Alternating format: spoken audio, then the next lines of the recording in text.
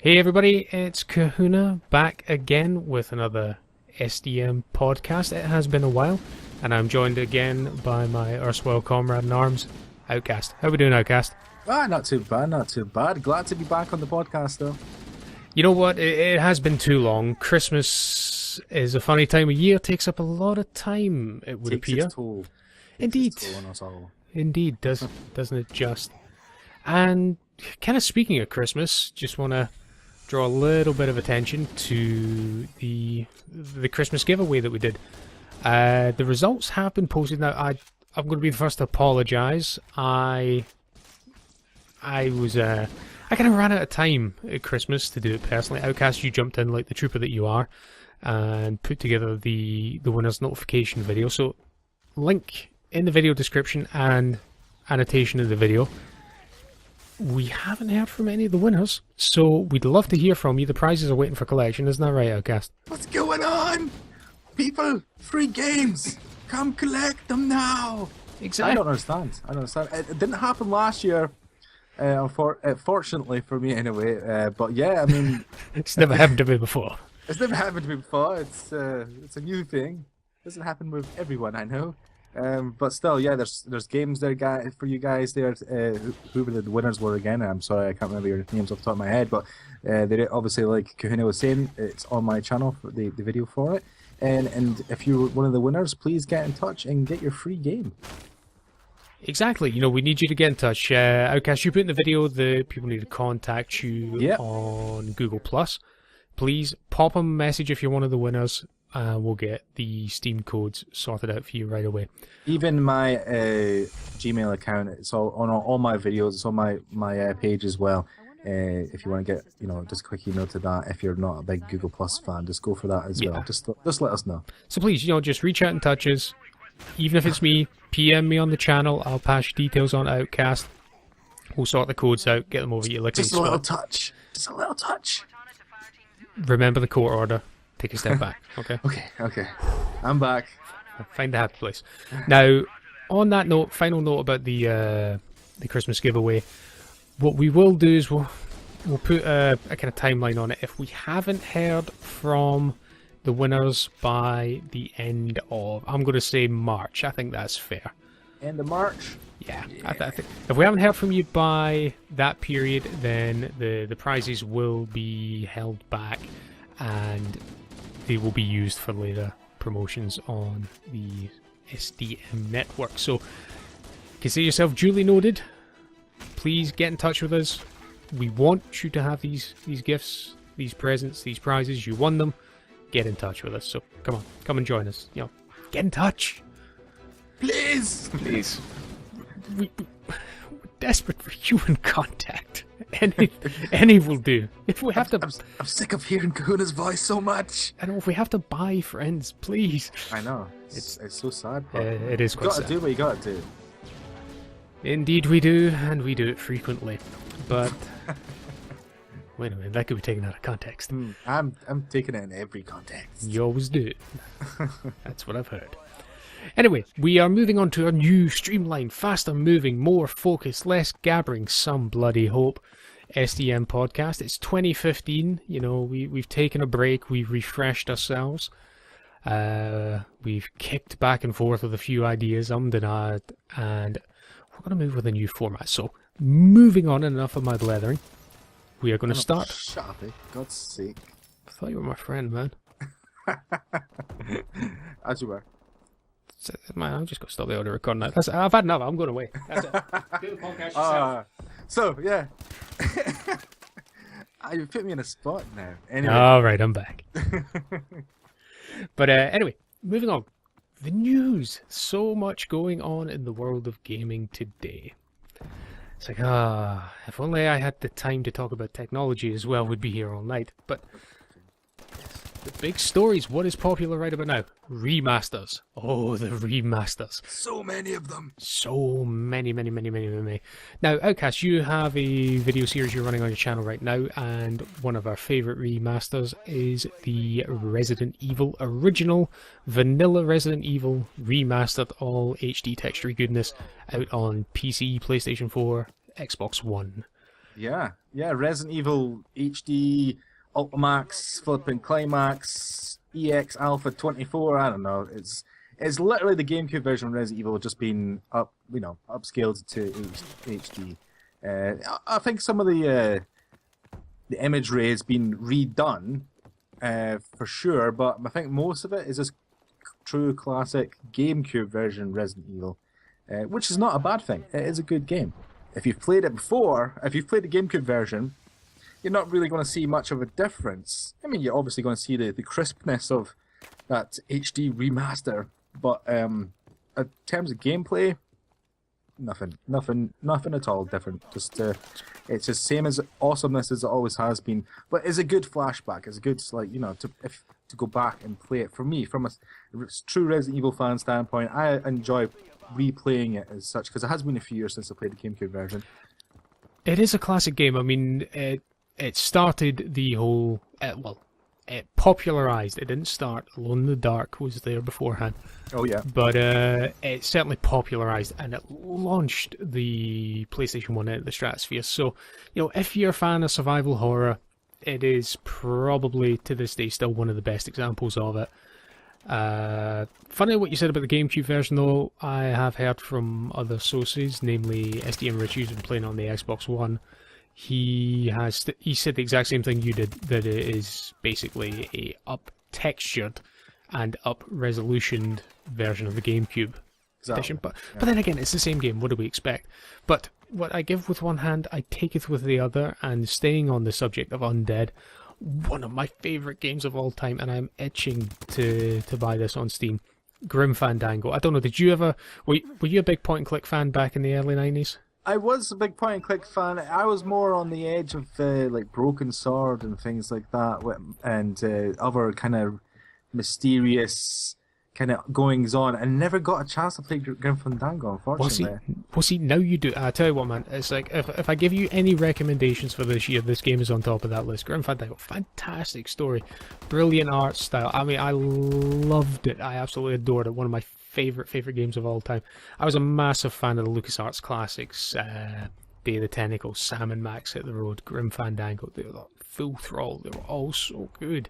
It's just that juicy goodness. And it's a classic example of a game type. People are getting quite jaded with all the remasters, reskins. We can't think of anything new to do, so buy what we did 5 years ago versions. Jesus Christ, I mean, we've got Borderlands 2 and Borderlands the pre-sequel now coming out on PlayStation 4 and Xbox One in March. Why the heck? That was only released last year. I know, it's crazy. And Gearbox are already touting Borderlands 3 is on the way. Buy our stuff. Fund our games. Please, we're Gearbox. We need more money. Aliens hurt us deeply. I seen the other day, actually, which it was another point-and-click adventure. Sanitarium. It hasn't been remastered. Yeah. Or, well, I don't think it has anyway. I thought to myself, game. It's not an HD remix, no. Ancient. I mean, don't get me wrong. It's a great game. If you've never played it, you should really try Sanitarium. It's one of the first games that I ever bought myself for the PC when I was a kid. That game was sick, yet interesting at the same time. Sick, yet interesting. And the puzzles were really quite good as well. But Grim Fandango, I will get that. But I will get that only if you get it and do a playthrough. So tempting. Especially since it has been that long now that I reckon I should do it as a true playthrough because I have forgotten how the puzzles go. It's like, I must admit, I did play Sam and Max Hit the Road a lot more, and I could probably still speedrun that to a decent pace without a guide, but Grim would certainly put me back on my heels. You should do a tried and true playthrough of that, mistakes and all, no edits. And to be honest, no edits. Nobody's going to sit there for a 25-hour video as I'm sitting there going, I can't find the thing. I have to combine with this thing. If you are stuck on a puzzle for like 10 hours, then yeah, fair enough. But I think just due to the passion in your voice just now when you talked about Grim Fandango, I think that's going to be worth seeing and hearing you play that game. You know what though? It's like actually Grim Fandango would be. I know this is going to sound stupid, but it'd be the perfect game to Twitch. You know why? Because it's basically a movie. Yeah. If you can play the puzzles through quickly and without pause, and I'd put this channel out to anybody, I'd put this challenge out to anybody. If you could speed run Grim Fandango without hitch, It's a brilliant film noir, classic story. The voice acting for LucasArts was always brilliant. Grim Fandango, and it's just such an engaging tale. You know, you just really get drawn into Manny's story. And I'm not going to spoil anything for anybody who hasn't played it, but you know, it came out in 1996, so I might be a little behind the curve with worrying about spoilers for it. But seriously, And people, how much is it going for just now on Steam? $10.99 if memory serves. It's pretty decent. I'll put a link in the description below. Why not? Why not? But again, it's like, it seems to be not only are gaming companies really sticking with the series of Undead. I mean, we've got more zombie content. We've got more awesome. You know what? I have. You know, I still owe you that challenge match at COD, and that will be one of the next things coming up on the channel. But the first DLC pack for Call of Duty has dropped. Havoc, granted on Xbox One exclusive. You know. Other platforms to follow. But yeah, it has the zombie mode. It's back, and it's beautiful. I must admit, I've started playing it on the Xbox One as well. I've done nothing but watch it because obviously I can't set up the Xbox One. I have a PS4, yes, slander me all you like. Anyway. How can I slander you? I have a PS4 too. Yes, but you have the butterness, which is both consoles. It is a silicone sandwich that I am happy to be the meat filling for. Now, there's an image you're not getting out of your head anytime soon. Actually, you know, I'm enjoying this. The silicone. Keep the hands where I can see them. Now, COD Zombie. I mean, Christ, you know what sold me? John Malkovich. I know, John Malkovich. Bill Paxton. Game over, man! It's game over, man. It's game over. Gotta nuke him from orbit. It's the only way to be sure.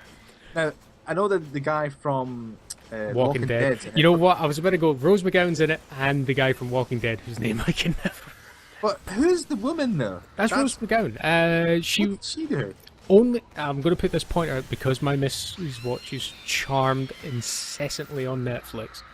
She was one of the sisters. She was also in Planet Terror. You know, that really bizarre Tarantino, Robert Rodriguez film that had just, you know, you remember the one that had the picture of the girl and she had the machine gun for a leg? Oh yeah. God, she looks so different in the game then. Exactly. It has been a few years since that, but I was waiting to say it. And seriously, like, I unfortunately I watched Charmed. Right, I'm going to say it straight out. I've got a problem. I watched Charmed, a lot of it, and it looks nothing like her. It sounds like her though. Yeah, sounds like her now that I think about it, but yeah, it looks nothing like her, which is... You know what, it actually does, but I think it's the case of, because she's dressed quite generically. I've seen her in a few things since Charmed, and I'm thinking, yeah. And now that I'm looking at the picture, I'm saying I can see it, but it's not like you go, oh, that's the woman from Charmed straight away in my head, you know, unless you know her name offhand, obviously, which I didn't. Rose McGowan. Rose McGowan! I'm sorry, Rose! I know you'll never see this, but still. Line! We need to write these scripts better, don't we? Scripts? There's a script to this? You didn't send me the script again, didn't you? Damn it. I sent you the fucking script 2 hours ago. That's a script?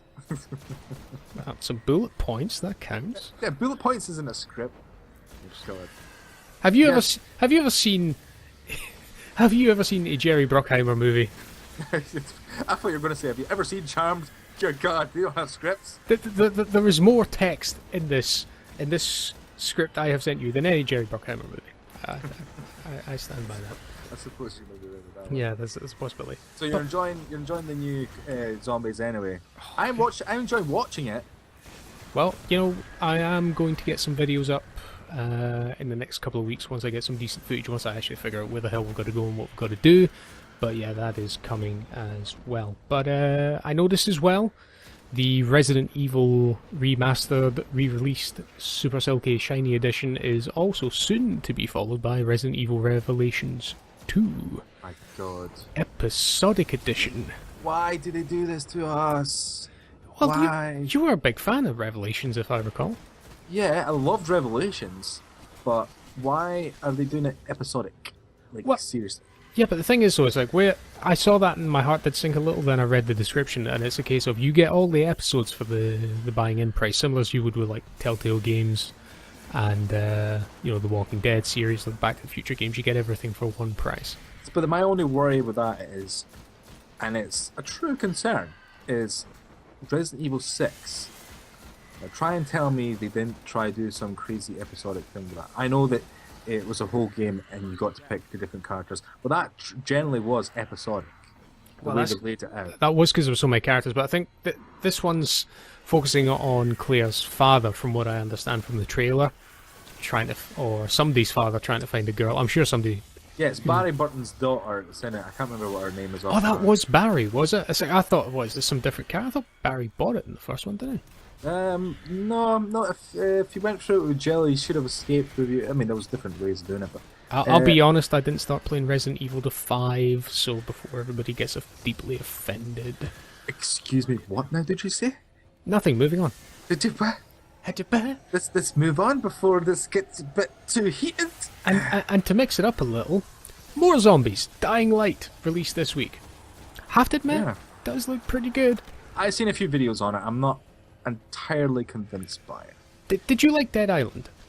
See, I did like Dead Island. That's the problem, though. That's my major problem with it, because it is Dead Island, pretty much. It is Dead Island 1.5, because we've got Dead Island 2 coming as well. I mean, it's just exactly like it. Well, it has parkour.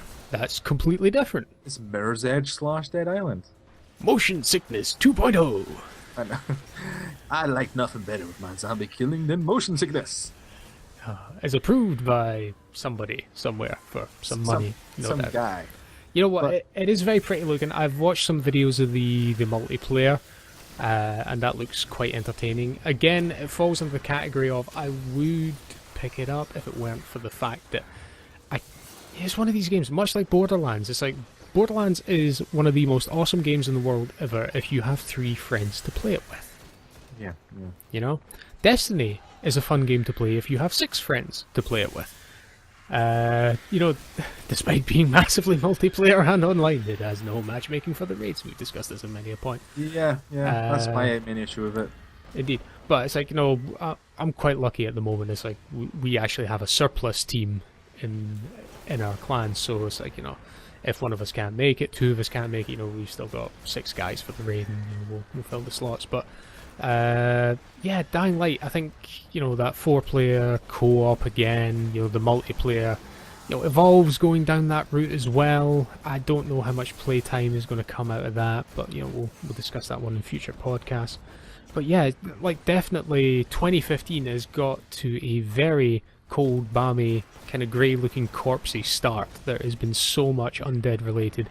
It just seems to be so far a regurgitated kind of year so far for games. Everything seems to just been, it's all been done before, and it is a dry spell after Christmas, though, isn't it? Yeah, we've tried to put that silky coating on the top of it, and maybe it's quite making the cut, maybe it's not.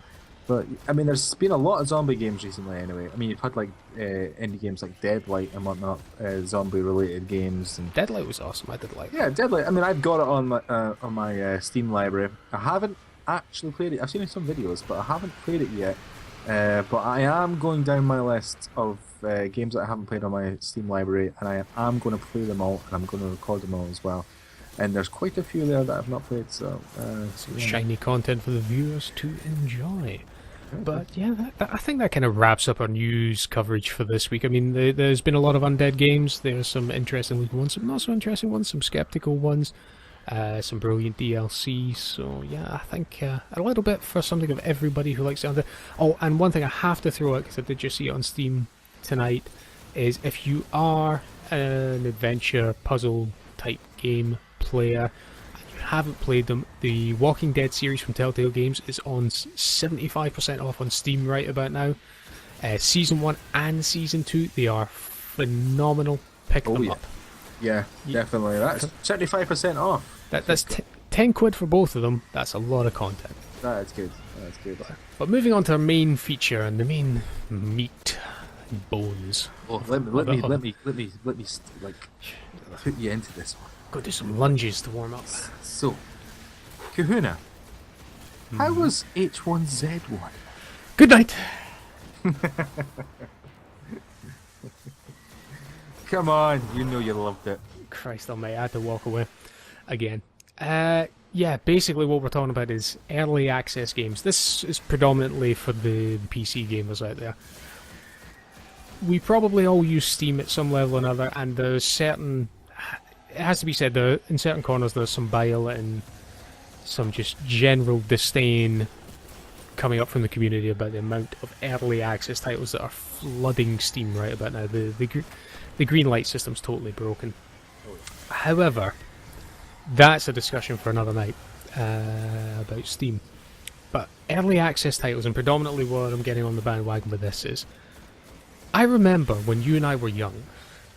My God. Somewhere in the dark ages. My galaxy far, far away. Yeah, before electricity, but we still had spaceships. I'm still trying to figure that one out. Is, you know, games testing used to be a profession. It used to be a job. Companies would hire people to QA and test their games. Okay? Nowadays, what they do is they go into various digital distribution marketplaces and they get people to buy access to test the games. Now, I understand 2013 was a big crash year for gaming. We lost so many publishers. Giants like THQ, which had some massive franchises, went under. And that was just because of the increasing cost in development for AAA titles. I can understand, don't get me wrong, I can understand from a business standpoint why as a company you need to have funds coming in. And reaching out to the people who are going to play your game and basically say, it's like, right, if you buy into this game, we'll let you buy into it at this price and you'll get to test it. It's not all cynicism. However, a lot of it is very cynical in nature because we get cases, and H1Z1's the one I'm picking bones with and why I wanted to talk about early access games. Because I was very, very interested in DayZ. Now, I'll hold my hands up and say I have never played DayZ. I know there's probably 2 viewers who are watching this right now, huge DayZ fans. I'll probably stop listening to the video right now. However, there was a very good reason for that, and that is I am a massive fan of Arma. And as we all know, DayZ is a mod for Arma. It's built on that engine. We also know that, well, despite being a huge fan of Arma, it's a very broken game. You know, you have a phenomenal amount of real estate, you know, the Chinaris area islands that you can roll around, but the thing is, in Arma, I can drive a tank as easily as I can fly a helicopter, jump in a jeep, go and shoot hundreds of guys in a village and do various awesome military simulation based stuff, and that is cool. It is a sandbox, pure and simple, and it gives me heavy machinery to play with. That is awesome. However, the fact that I've blown myself up more times than I can count trying to take a C4 pack out of my backpack and arm the fucking thing, as I have easily running myself over and jumping off a cliff, the game is broken, it's difficult, it's clunky, and doesn't always work particularly well. You take all the big toys away from that and make it a zombie survival game where everybody's going to gank you as soon as look at you. I love the concept, I just don't like the execution. And, you know, I'm going to go on record and say that I just didn't like where DayZ went. I understand when it was a mod stage, it's much better. But here we had H1Z1. You know, free to play. I like free to play. That's a discussion for another night. Free to play, based on the PlanetSide 2 engine. PlanetSide, very robust. Thousands of players on many instance servers. Beautiful online system. Granted, you get shot from 1,000,000,001 different angles. But here we have a zombie survival game with possibly high population caps of survivors, and we can see what happens with the zombie AI. However, what caused the problem for me now, you know, you and I were sitting up the night it was coming out for release on Steam, and we're sitting there and we're refreshing and we're waiting, and SOE are going, yeah, it's not quite ready yet, we're going to have to knock it back 2 hours, so a 6 PM release became 8 o'clock, became 10 o'clock, became 11, eventually unlocked around about half 11 if memory serves right. And of course servers are getting caned as everybody in the world is trying to download it because it's very popular, a lot of press about it. And one of the things I really liked about it was the head of SOE, Joey Smiden, something or other his name is, goes, yes, for months ahead of time goes, we are not going to make weapons or food resources. For those of you who don't know, it's a true survival game, so you can die of dehydration as easy as you can getting killed or starved to death or bitten by a zombie. You know, everything's going to kill you. You need to find food, resources, and survive. Plus deal with people who are going to gank you for that bottle of water that you don't have, and zombies that are going to eat you just because you're there and have a pulse. But with it being a free-to-play model, they have to monetize it. They need to make money to keep these servers up and running. That's fine. So they said no weapons, no in-game items that will help you survive. Brilliant. Fine. Excellent. Clothes, hats, Ray-Ban shades, you know? Mullets, mustaches. Wonderful. Let's sell those. The game launches and then all of a sudden we've got paid-for airdrops which contain guns and water and med packs. And then, in what can only be described, in my opinion, as one of the worst PR decisions ever, SEO goes on Twitter, the president of SEO goes on Twitter and says, "We're very, very sorry if you felt misled. We'll be offering refunds. It's the only refund I've ever had on Steam, ever. Too right. But I got my money back, and and the reason was not because of the paid-for airdrops. It wasn't for the fact that I could buy an airdrop and get a gun. It's the fact is what he turned around and said next in that other paragraph, which was, we're going to make your airdrops contested. So this airplane is going to fly in really, really slowly. It's going to drop this stuff. It's automatically going to aggro a bunch of zombies in the area.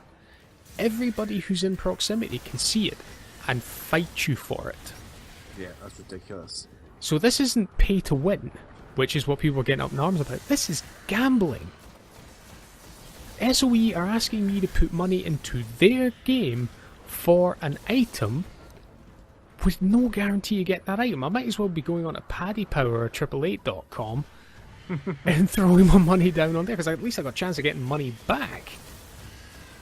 You know. Yeah, when I heard that, I was just, my God, couldn't believe it. It's ridiculous, really. It's like, how can you turn around and do that to your customer base? It's like, oh yes, buy these things, you might get this, but you might not. And then your money's gone and you're financing somebody else to play the game. I mean, I'd understand if it was some sort of free thing that you found in the game. Right, like, oh, you've just, picked up this radio and you can get airdrops, sent to you, sort of thing. But at the same time, you've got everyone that you can see it and is going to come after you. Fair enough, but when you're handing out money, real world money, to pay for an item, you expect to get the item. Exactly, and get use of the item. Now I understand you lose everything after you die. That's the other jip with this type of game. It's not a permanent, consumable or customizable item that makes your character look a little bit different, or do a funky hokey cokey that the other people don't do if they didn't buy it. This is something that you might not get and you're going to lose anyway. And if you use it a certain amount of times, it degrades anyway, doesn't it? So yeah, there's weapon degradation. I don't know if they've implemented that for guns and stuff, but I would presume. That, and I know I think they've done it for the guns and whatnot. That, and obviously you can build yourself like a hut or a house or whatever. People can still break into those houses and steal all your things. Yeah, and gank your stuff anyway, and that will happen. But it's just one of these things. It's like, these ideas are not flushed out. I understand you want people to test the network infrastructure, find faults in the game code, and this lies true for other games. I bought an early access for Prison Simulator. I like what that game was doing, but that game's been in early access for the better part of 2 years now. I put into early access for Assetto Corsa, the racing simulator. It's gone full retail now, at least Kuno Simulazione. It's Italian, sorry, I always kind of butcher that. At least they have finished the game. It's like, really, I don't mind help funding games if I'm interested in them. Yeah. I believe, as gamers, it's like we have to take a slightly less sort of, we're entitled approach, and understand that, we've lost a lot of developers and a lot of great game developers because, profit is everything. So I think we're still kind of losing the battle on the whole, the game development front end because of these things, because of these new implementations and microtransactions and things like that. We're kind of, as gamers, we're the ones that are missing it. You know, like basically you have to pay to flip and test the company's game from them, and you know, and all that sort of thing. And it's just like, obviously we can't really truly do anything about it, because if we don't buy the games, and that's what everyone says, just don't buy the games, they'll soon, you know, realize then that they've made mistakes. But the thing is, if you don't buy a game, you're not really a gamer anymore, are you? Because you're not gaming. That's the thing. You're losing out, and it becomes much harder to.